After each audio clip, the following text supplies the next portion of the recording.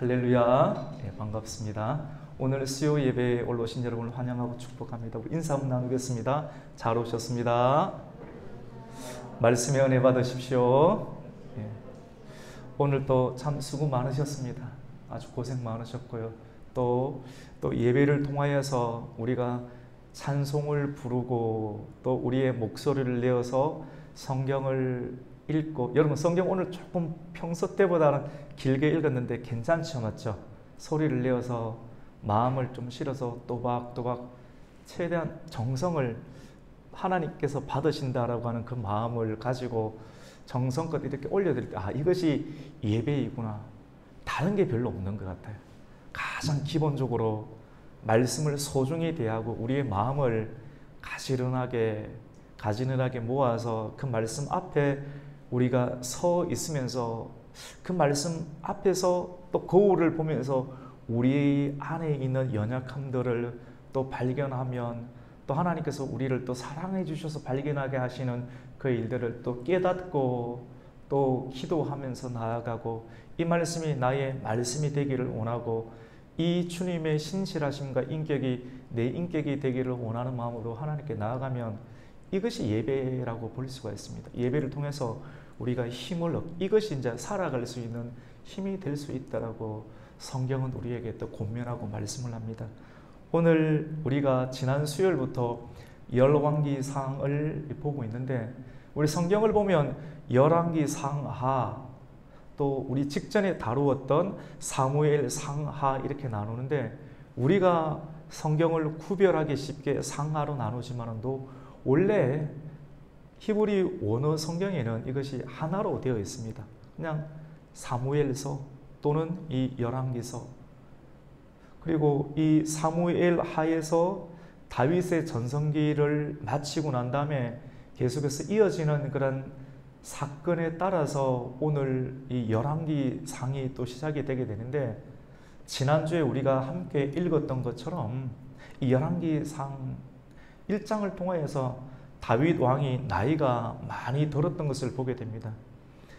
70이 넘은, 오늘날에는 70이 되셔도 좀 여러 가지 의학 기술이 발전이 되어서 운동도 되고 먹기도 잘 드시고 또 여러 가지 기술이 좋으니까 오래오래 살 수가 있는데, 그때 그 당시 70세가 넘으면 매우 고령이라고 이렇게 볼 수가 있습니다. 70이 넘은 이 고령의 나이 가운데 다윗은 그 왕성하고 그 단단하고 그 힘있는 골리앗 앞에 나아가고 블레셋의 군사를 물리치던 그 용맹스러웠던 다윗은 이제 천국 갈 날을 얼마 남지 않고 침상에서 의자여 누워있는 젊은 신하들을 통하여서 제공해준 젊은 여성의 그런 도움을 받으면서 근근히 연명하고 있는 매우 초라해진 모습을 보게 됩니다. 사람은 아무리 건강을 하더라도 봄과 여름과 가을과 겨울처럼 인생의 겨울이 누구에게는 다 찾아온다라고 우리는 발견하게 됩니다. 그래서 우리는 겸손해집니다. 성경을 통해서 나는 비록 지금 젊지만도 언젠가는 병들겠구나, 언젠가는 주님 앞에 서게 될 날이 오겠구나 라고 하는 것을 기억하면서, 하나님 그 말씀을 우리가 기억하면서 미래의 내 모습, 그리고 결국 하나님의 심판답 뺏을 것을 기억하면서 우리는 늘 하나님을 찾게 되고 또 겸손한 마음을 가지게 됩니다. 인생에 위기가 있습니다. 위기는 무엇입니까? 우리의 힘이 떨어졌을 때 내 자리를 누군가가 넘보는 상황입니다. 오늘 수요 예배의 말씀의 제목은 위기 때 지도자들이 해야 할 일에 관해서 말씀하고 있습니다. 지도자는 누구입니까? 성경을 통해서 발견할 수 있는 가장 중요한 지도자는 우리 예수님이시죠. 맞죠? 예수님. 고대시대 우리가 예수 그리스도, 그리스도는 이 헬라어죠. 헬라어. 메시아, 그리스도. 그런데 이 메시아, 기름 부음을 받은 자라는 뜻인데, 기름 부음을 구약의 시대에는 누구에게 베풀었는가 하면 왕과 선지자와 제사장들에게 기름을 부었습니다. 무슨 말입니까? 누군가를 인도하는 지도자의 가장 확실한 표상은 예수 그리스도인데, 신약시대 예수 그리스도, 고대시대에는 예수 그리스도의 역할을 하나님께서 다 심어주었던 지도자가 왕이나 제사장이나 선지자가 지도자가 될 터인데, 다윗이 고령이 되고 이제 죽을 날이 얼마 남지 않았을 때 그의 아들 가운데 맏아들로 되어 있던, 오늘 성경 가운데 보면 이 아도니아라는 왕자가 반란을 일으킵니다. 아버지는 병상에 누워있고 시름시름 이렇게 앓고 있고, 오늘날로 본다라고 하면 요양병원에 콧줄을 달고 언제 이 산소통이 끊어질지 모르는 그런 위기의 상황 가운데 있는 모습이라고 봐도 무방합니다. 그 상황 가운데 어릴 적부터 아버지에게 그 어떤 꾸지람도 듣지 않고 잘 자란 것처럼 보이는, 근데 사실은 다윗은 가정교육을 잘 할 수가 없었습니다. 성경을 보면 자녀 문제는 저렇게 훌륭한 사람들의 가정은 자녀들이 잘 되겠지 이렇게 생각하지 않습니까? 사무엘의 가정도 그 탁월하고 위대한 하나님의 신실한 종이었던 사무엘의 자녀들도 사무엘만큼 결코 탁월하지 못했고 신실하지 못했습니다. 자녀 문제는 누구든지 그렇게 당당하게 외칠 수 있는 사람은 아무도 없습니다. 저를 비롯해서 우리 모두가 자녀에 대해서는 내 자녀는 이렇게 탁월하다, 이렇게 위대하다고 이야기할 수 있는 사람이 아무도 없습니다. 정말로 하나님의 것인 것 같아요. 하나님께 맡겨야 되는 것 같아요. 다윗도 자녀의 문제가 그렇게 쉽지 않았습니다. 자녀가 자녀를 죽이고, 자녀가 형제들끼리 강간을 하고, 자녀가 자녀끼리 살인을 하고, 자녀가 아버지에게 칼을 들이밀고 아버지는 쫓겨나가는 신세, 자녀에 대한 아픔과 상처로 뒤범벅이 되어 있는 사람이 어쩌면 다윗 왕이라고 볼 수 있습니다. 하나님께서는 다윗에게 분명하게 말씀을 해주셨습니다. 다윗 이후에 왕위를 이어갈 자가 누구인가를 말씀해 주셨는데, 그 내용은 사무엘하 7장 말씀을 통해서 7장 12절 말씀과 그리고 사무엘하 12장 25절 말씀을 통해서 우리가 확인할 수 있습니다. 하나님께서 밧세바 사건을 통해서 당당하게 왕에게 나아가서 이것은 왕이 잘못한 것입니다 라고 이야기를 하였던 나단 선지자를 통하여서 솔로몬이 태어났을 때 하나님께서는 솔로몬을 내가 사랑한다, 그리고 그의 이름을 여디디아라고 이렇게 이름을 나단을 통해서 지어줄 만큼 밧세바와 우리의 기본적인 생각으로는 불륜관계에 있었던 왕과 또 밧세바를 통해서 하나님의 나라가 이루어진다는 것, 우리의 생각으로는 납득이 되지 않잖아요. 근데 성경에 예수 그리스도의 계보를 보세요. 납득이 안 되는 일이 여러분 얼마나 많은가. 우리가 신앙생활을 하면서 이렇게 진행해 나가야지 라고 하는 형태 말고 하나님의 섭리 있잖아요. 하나님의 섭리. 하나님의 섭리라는 부분, 여러분이 가지고 있는 생각대로 결코 하나님은 움직이지 않습니다. 하나님은 놀라운 계획들을 가지고 계십니다. 우리가 상상할 수 없는 하나님의 방편과, 어떻게 이스라엘 백성들이 애굽에서 나오는데 이제 죽을 것만 같았던 상황 가운데서 바다에서 길이 열려서 그 길을 통과해서 구원의 길이 열릴 거라고 누가 생각을 했겠습니까? 기생 라합을 통해서 어떻게, 그리고 이방 여인이었던 룻을 통해서 어떻게 예수님의 계보가 이어지게 됩니까? 그리고 밧세바라는 사람을 통해서 어떻게 예수 그리스도가 나타나게 됩니까? 성경 하나님께서 구원의 역사, 그리고 예수 그리스도를 통한 구원의 역사를 이루어가는 역사의 계보들을 보면 우리에게 충격을 금치 못하게 할 일들이 너무나도 많이 있습니다. 사실은 가장 우리가 납득하기 어려운 것은 우리가 죽을 죄인인데, 우리조차도 죄인인데도 불구하고, 죄가 여전히 있음에도 불구하고 은혜로 우리에게 칭의를 베풀어 주시고 구원을 베풀어 주신 하나님의 역사를 보면 하나님은 도저히 우리가 범접할 수 없는 그러한 분이라고 볼 수 있습니다. 여러분 한 사람 한 사람이 이 자리에 있는 것도 분명하게 하나님의 섭리입니다. 섭리가 무엇입니까? 하나님께서 구원받은 사람, 하나님께서 천국 갈 백성들, 주변에 일어나는 여러 가지 상황과 환경을 통해서 하나님께서 길을 여시는 것, 이것이 섭리이지 않습니까? 한 분 한 분 이 자리에 서 있는 것, 여러 가지 갈등과 문제가 있지만도 우리 이 자리에 앉아서 우리가 예배를 드리는 것, 이건 하나님의 섭리가 아니고는 결코 우리가 해석을 할 수가 없는 겁니다. 아도니아가 여러분 반역을 합니다. 가정교육이 잘 못됐죠. 그래서 어릴 적부터 여러분 너무 오냥오냥 키우는 건 올바르지 아니한 것 같아요. 잘못했을 때 책망이 필요하고요. 정말 사랑할 때, 사랑이 있을 때 책망이, 여러분 책망 누구한테 할 수 있습니까? 길 가는 사람 책망합니까? 절대 안 합니다. 우리와 언약의 관계, 영적인 혈연의 관계에 있는 사람, 내 자녀, 우리 교회, 우리와 정말 상관이 있을 때 그냥 내버려 두지 아니하고 간섭처럼 보이기도 하고 또는 불편하는 그런 소리처럼 들리기도 하는 책망이라는 형태가 서로의 관계 가운데 나타날 수가 있게 됩니다. 전혀 상관이 없으면 그대로 내버려 두면 됩니다. 지나가는 사람, 일반적인 무리에 불과하게 되는 거예요.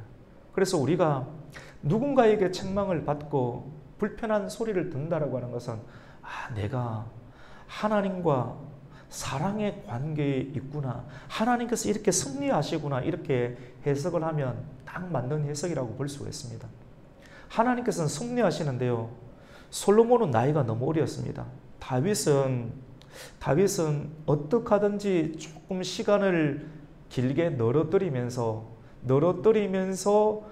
이 솔로몬이 잘할 수 있는 시간을 벌어주었습니다. 왜냐하면 자녀들을 못 믿겠는 거예요. 이해되시죠? 가정 안에서 살인하고 간음하고 아버지까지 쫓아내는데 지금 아도니아에 대한 믿음이 생기겠습니까? 하나님께서는 분명하게 다윗을 통해서 이 솔로몬이 내 다음 왕위를 이어갈 자라는 사실을 사무엘하 7장 12절의 말씀을 힌트를 주셨고 그걸 알아들었습니다. 그 내용을 밧세바와 나단은 알고 있었어요.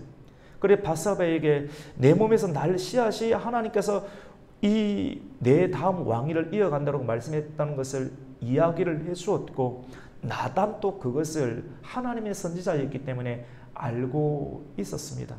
근데 아도니아는 아버지가 침실에 있고 계속해서 죽을 날만 기다리고 있고 도저히 기다리지 못했어요. 우리가 계속해서 반복하고 있는 것 중에 하나가 기억하고 뭡니까? 기도하고 또 뭡니까? 기다리는. 성경에 보면 사울이 기다리지 못해서 실패했죠. 맞죠? 기다리지 못해서. 아도니아도 기다리지 못했어요. 그에게는 모든 조건이 다 갖춰졌습니다. 키도 크고 압살롬처럼 잘생기고 첫째고 누가 보더라도 왕위를 이어갈 것만 그렇게 보였습니다. 그런데 무엇이 없었습니까? 언약이 없었습니다. 언약이 없는데 모든 조건은 다 가지고 있었고 솔로몬은 너무나도 어린데 모든 조건이 아무도 안 갖춰져 있는데 말씀만 있었습니다. 언약 가운데 있는 백성이었습니다. 언약 가운데 있는 백성은 사람들이 그렇게 관심을 가지지 않습니다.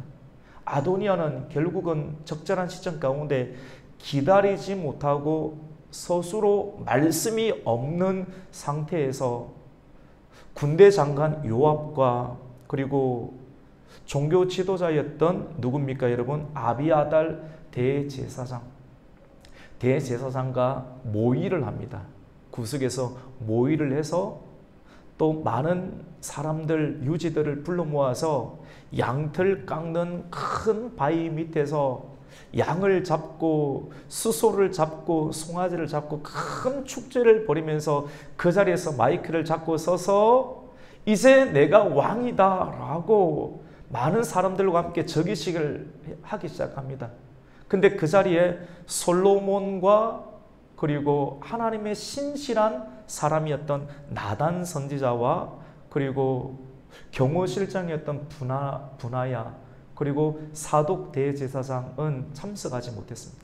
솔로몬 빼고 왕의 측근들을 빼고 나머지 모든 대세는 이 아도니아에게 포함이 되었고 아도니아는 스스로 왕을 천명하면서 그 축제의 자리를 즐기고 있었습니다. 한점 흥이 오를 때 이 흥이 끝난 다음에 어떻게 되겠어요? 즉위식을 마치게 되면 왕도 힘없는 침상에 누워있는 왕도 아도니아가 이렇게 된 것을 인정하면서 왕으로 이렇게 흘러갈 것만 같은 위기의 상황이 있습니다. 여러분, 위기는 무엇입니까? 말씀이 없이 많은 사람들의 힘을 가진 사람들과 어떠한 일이 진행이 되는 것, 그것이 위기입니다. 사람들이 보기에는 잘 될 것 같죠. 제사장도 있고 국방부 장관도 있고 핵무기도 있고 돈도 있고 여러 가지 사람들도 많이 모이고 웃음도 넘쳐요. 먹을 것도 많아요. 누가 보든지 대세입니다. 지지도도 아주 좋습니다. 누가 보더라도 이 판은 잘 될 것처럼 보입니다. 근데 한 가지 빠진 것이 있어요. 사람의 생각으로 보면 모든 것이 다 갖춰져 있지만 한 가지 빠진 것, 무엇이 빠졌습니까? 하나님의 지지가 없습니다. 왕의 허락이 없습니다. 하나님으로도 나오지 않았고 언약에 속하지 아니했습니다. 말씀이 없었습니다.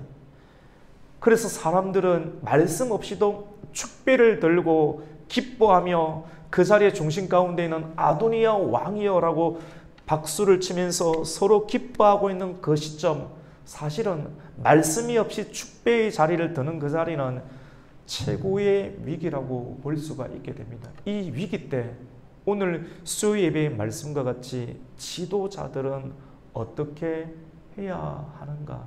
사람들은 나라가 위기라고 합니다. 다들 항상 위기라고 합니다. 가정도 위기고 교회도 위기고 계속 위기다. 위기에 대한 대안은 잘 제시하지 못하면서 위기라고 떠드는 사람은 왜 그렇게 많습니까? 떠든다고 됩니까? 위기에 대한 대안을 가지고 누군가가 성에 무너진 데를 막아서서 그것을 끝까지 붙잡고 내 살이 떨어져 나간다 할지라도 이 가정을 지키겠다, 이 교회를 지키겠다, 나라를 지키겠다, 말없이 성에 무너진 데를 막아서 있는 그런 중보의 사람이 필요한데, 그래야지 그 위기가 막아지는데, 다들 팔짱 끼고 있으면서 먼 대산에서 저라면 큰일 난다라고 하는 사람들만 항상 가득한 것을 우리는 보게 됩니다. 참된 지도자는, 그렇게 떠올리는 사람들은 지도자가 아니고 구경꾼입니다. 구경꾼을 통해서 역사가 이루어지는 법들은 항상 없었습니다. 참된 지도자, 위기 가운데 지도자들은 어떤 역할을 해야 될까요? 하나님의 오늘 말씀에 보면 선지자였던 지도자는 그리스도라고 했습니다. 그리스도의 영향을 받았던 왕과 선지자와 제사장. 그 왕은 어떤 역할을 했는가? 그리고 선지자는 어떤 역할을 했는가? 제사장은 어떤 역할을 했는가? 가장 먼저 나단 선지자, 말씀을 가지고 있었던 나단 선지자가 이 위기의 상황을 영적으로 분별하고 1분 1초를 다투는, 조금만 있으면 한두 시간만 지나면 모든 것이 전복될 수 있는 그런 분초를 다투는 그 위기의 상황 가운데 나단 선지자가 밧세바에게 나아갑니다. 밧세바에게 나아가서 밧세바여, 지금 언약 관계에 있지 아니하는 아도니아가 솔로몬 빼고 모든 형제들과 그리고 중신들과 함께 양털 깎는 큰 바위 밑에서 대관식을 준비하고 축제를 벌이고 있다는 것을 스스로 왕이 되는데 이것을 알고 있습니까? 모르고 있죠. 알려주는 거예요. 위기 때는 여러분 복음을 알려줘야 돼요. 말씀을 알려줘야 돼요. 참된 위기 때의 지도자들은 오늘날 이 시대에 이 나단 선지자가 그리하였던 것처럼 위기 때는 복음, 하나님의 언약을 통해서 우리에게 흘려지는 그 복음을 누군가에게 알려줘서 그 사람을 통해서 또 왕에게 나아갈 수 있도록 방편을 제공하는 것이 선지자의 역할이라고 볼 수 있습니다. 그리고 왕도 이 사실을 모르고 있다고 말합니다. 그래서 이 밧세바를 통하여서 왕에게 나아가서 왕이여, 이전에 왕께서 당신과 우리 사이에서 태어난 이 솔로몬을 통해서 왕의 다음 후계의 자리를, 이 나라를 맡기신다라고 일전에 맹세하고 약속해 주셨는데, 오늘 지금 저 양털 깎는 큰 바위 밑에서 아도니아가 스스로 왕이 되었다라고 하는데, 이 일은 과연 어떻게 된 일입니까? 왕은 지금 침실에 누워있고 수많은 백성들은 왕의 입에서 나오는 그 말씀을 기다리고 있는데, 왕은 이 일들을 어찌 하려 하십니까? 라고 말합니다. 이 말을 전했을 때 나단 선지자가 다시 돌아와서 실질적으로 지금 일어나고 있는 일들을 긴급하게 다시금 이야기를 합니다.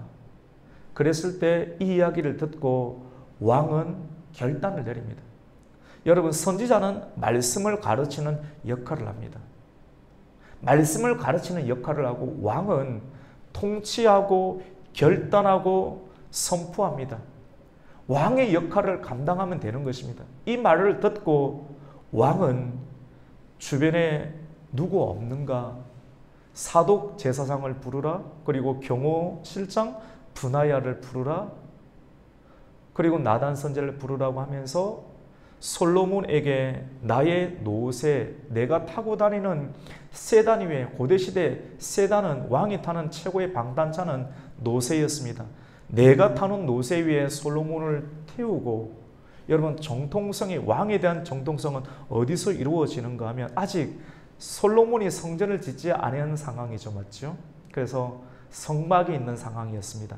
성막은 그때 그 당시 기혼샘 근처에 성막이 만들어졌는데, 그 성막에 있는 기혼으로 가서 제사장 사독은 내 아들 솔로몬에게 기름을, 양각 나팔 뿌리 위에 기름을 붓고 노새를 내 노새 위에 내 아들 솔로몬을 태우고 왕의 대관식을 시행하라 라고 말씀을 합니다.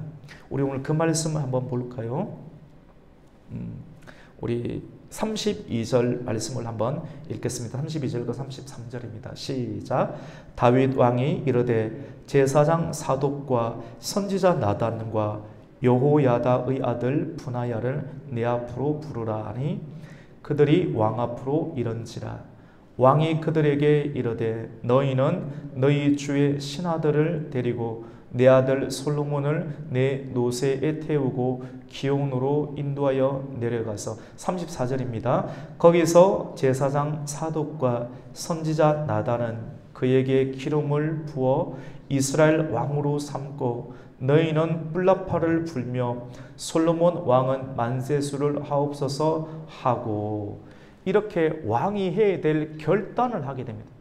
위기 때 지도자가 교회와 가정과 나라에서 행할 일들은 하나님께서 그에게 부여한 고유한 직무를 실행하면 됩니다. 왕은 왕의 역할을 감당하고 선지자는 말씀을 가르치는 역할을 정상적으로 감당하게 되고, 또 왕을 통하여서 명령을 받은 그 말씀을 듣고 제사장은 뿔에 기름을 붓고 솔로몬에게 대관식을 진행하는 기름 부음의 역사를 감당하게 될 때 위기의 상황은 순식간에 해결되는 것을 보게 됩니다. 반역을 일으키고 있고 서로 축배를 감당하고 있던 정상적인 상태가 아닌 많은 사람들이 주류로 모여 있고, 그리고 이것이 대세인 것처럼 보이는 그 상황, 축배를 드리고 마치 예수님을 십자가에 못 박고 대제사장들과 사두개인들, 이 사두개인들 그리고 로마 사람들이 축배를 들고 눈에 보이는 마귀를 왕으로 모시고 이제 우리가 예수를 십자가에 못 박았다라고 무덤 속에 예수님을 집어넣고 난 다음에 끊임없이 술잔치를 벌이고 있는 최고의 극도로 고조가 되어 있는 그 시점 가운데 예수님은 사망의 권세를 일으키고 부활하셨습니다. 세상에 우리가 볼 때 너무나도 안타깝고 힘들고 죽을 것처럼 원수들이 박수를 치고 축배를 벌이는 최고의 잔치가 벌어지는 그 시점이 예수님께서 나타나시는 상황이에요. 우리는 이 말씀을 계속해서 반복해서 들으므로 우리의 연약한 마음 가운데 하나님 말씀을 기억하게 만드는 시간들을 우리는 가지고 있습니다. 다른 연여 본문들과 달리 이 말씀은 딱딱 꺼내서 설명할 수가 없어요. 차근차근하게 대하 드라마 역사처럼 이 말씀이 차근차근하게 진행돼서 우리가 듣고 또 읽고 다시금 새기면서 우리 안에 있는 우리가 어떻게 역할을 감당해야 하는지를 주님께서는 성경을 통해서 말씀하고 있습니다.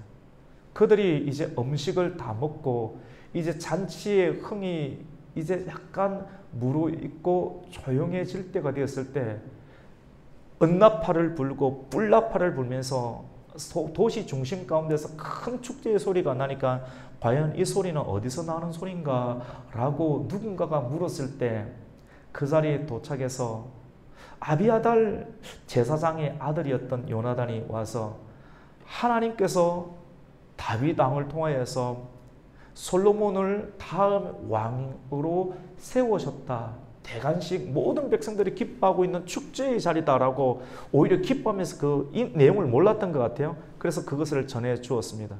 사람들이 수많은 만조백관들이 모여 있었는데 그 이야기를 듣고 사람들은 하나 둘씩 그 자리를 다 빠져나갑니다. 여러분의 눈에 볼 때 대세처럼 사람들은 신앙이 없고 말씀이 없잖아요. 말씀이 이 안에 언약으로 기억되어 있지 않는 사람은 항상 대세를 따를 수밖에 없습니다.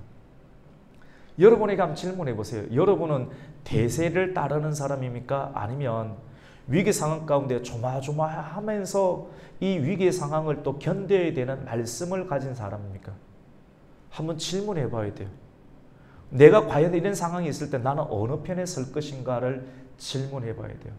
말씀을 인내해야 되거든요. 이 상황을 견뎌내야 되거든요. 그래서 하나님께서는 고통을 주십니다. 고난을 통해서 연습을 하게 하셔서 결정적인 상황 가운데 대세에 말씀이 없고 세상의 힘으로 가득한 사람들의 부류 가운데 여러분 이게 넓은 길이라 하잖아요. 이 길에 서지 말고 좁은 길처럼 보이지만도 언약 관계에 있는 길 가운데 꼭 서라고 우리에게 다그쳐 주시고 광야를 형성해 주는 것을 보게 됩니다. 이 광야 가운데 있었던 이 솔로몬과 그리고 분하야 사독과 나단은 이제 참되고 그리고 정상적이고 이런 상황 가운데 이제 하나님 나라의 일원으로 이제 당당하게 설 수가 있게 되는 것이죠. 사람들은 다 도망갑니다. 대세에 있었던 사람들이 한 사람도 없이 다 도망가는 것을 보게 됩니다. 우리 49절 말씀 한번 읽겠습니다. 시작. 아도니아와 함께한 손님들이 다 놀라 일어나 각기 갈 길로 간지라. 왜냐면 여기 있다가는 어떻게 됩니까? 다 죽는 거거든요. 반역을 일으킨 자리 가운데 포함이 되니까. 그래서 여러분 절대로 대세를 따라가지 마십시오. 하나님의 말씀을 따라가야 돼. 언약을 따라가야 됩니다. 언약을 계속 발견해야 돼요. 성경 안에서 여러분 성경책은 다들 가지고 있지만 내게 주신 언약의 말씀으로 자기를 지탱하는 사람은 그렇게 많지가 않거든요. 부단해야 됩니다. 부단히 고난의 시간들, 인내의 시간들을 계속 이렇게 해야지만이 언약의 줄이 잡히게 되고 언약에 의해서 우리의 심령이 시험을 이길 수 있는 마음들이 생기게 되는데 이것은 그냥은 형성되는 것 아닌 것 같아요. 계속 인내해야 됩니다. 결국은 승리하지 않습니까? 그런데 아도니 방금 전까지 왕으로 자처하고 있던 아도니아는 어떻게 하는지 아십니까? 50절에 보면 방금 전까지 하늘 찌르는 권세를 가지고 막 이야기하던 아도니아가 두려움이 밀려드는 거예요. 왕위에 솔로몬이 딱 올라갔다는 소식을 들으니까 어린 솔로몬을 벌벌벌 떱니다. 여러분 성령이 있는 사람, 기름 부음을 받은 사람이 무당이나 악령 앞에 서게 되면 악령이 떨어요. 여러분 벌벌벌벌 떱니다. 말씀이 없으면 아무리 이렇게 키가 크도 덩치가 크도 힘이 세도 여러분 근데 조그만다 할지라도 작은 빛을 갖고 있다 할지라도 안에 기름 부음이 있고 하나님 말씀이 있는 사람은 골리앗과 같은 세상을 결코 두려워하지 아니하는 담대한 용기가 있는 것을 보게 됩니다. 이 큰 아도니아는 이제 기름 부음을 받은 솔로몬 앞에 떨게 되어서 살기 위해서 제단 뿔을 잡습니다. 우리 50절 말씀을 한번 읽겠습니다. 시작. 아도니아도 솔로몬을 두려워하여 일어나 가서 제단 뿔을 잡으니.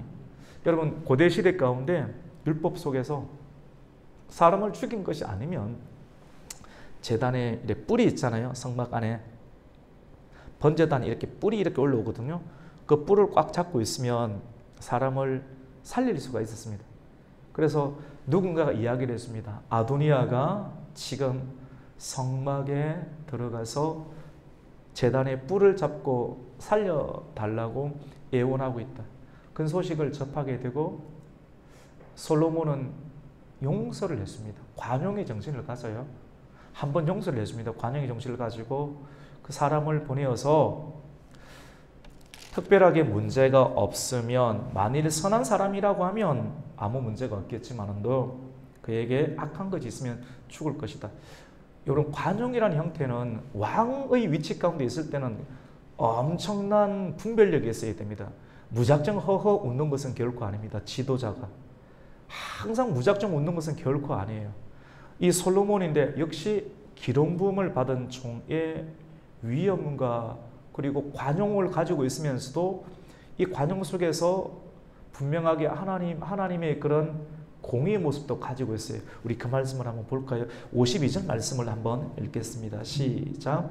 솔로몬이 이르되 그가 만일 선한 사람일진데 그의 머리털 하나도 땅에 떨어지지 아니하려니와 그에게 악한 것이 보이면 죽으리라. 선한 사람일진데 그럴 만한 사람이면 정말로 앞으로 한 번은 용서해 주지만도 그럴 만한 사람이면 살겠지만도 네가 계속해서 진정으로 이 뿔은 잡았지만도 뿔을 잡고 용서를 구하고 올바르게 살면 살겠지만도 이것을 또 기만하여서 또 못된 짓을 하려고 하면 이것으로 해서 너는 스스로 죽게 된다고 하는 예언적인 선포가 이 말씀이 됩니다. 그 사람들이 아비아달을 이 아도니아를 끌고 와서 이 솔로몬 앞에 데리고 오자 한번 보내어주죠. 관용해주고 집으로 돌아가라 라고 하는 장면이 오늘 말씀의 장면입니다. 여러분 오늘 말씀을 통해서 위기 때 뭘 해야 됩니까? 위기 때는 우리에게 주어진 역할을 감당하면 됩니다. 같이 해봅시다. 말씀을 전해야 합니다. 선지자처럼 전하고 그 전한 말씀을 듣고 밧세바는 그 전한 말씀을 듣고 어떻게 합니까? 왕에게 찾고 나아갑니다. 왕이 나에게 주신 언약의 약속의 말씀을 주장하면서 하나님처럼 보이는 하나님의 은총을 받고 있는 다윗 왕에게 약속을 주장하면서 왕께서 나에게 맹세하여 이르기를 이 아들을 왕으로 세우지 않았으면 기도는 이렇게 하는 거거든요. 기도는 약속을 주장하면서 하는 거거든요.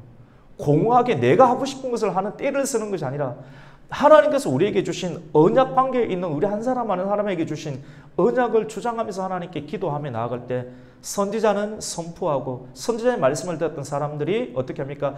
약속을 주장하면서 기도하고 선지자는 말씀을 기억나게 하고 그리고 그 말씀을 들었던 사람은 그 말씀을 붙잡고 왕 앞에 나아가는 기도의 상황들을 만들어 내게 되면 위기의 상황이 어떻게 됩니까? 해결됩니다.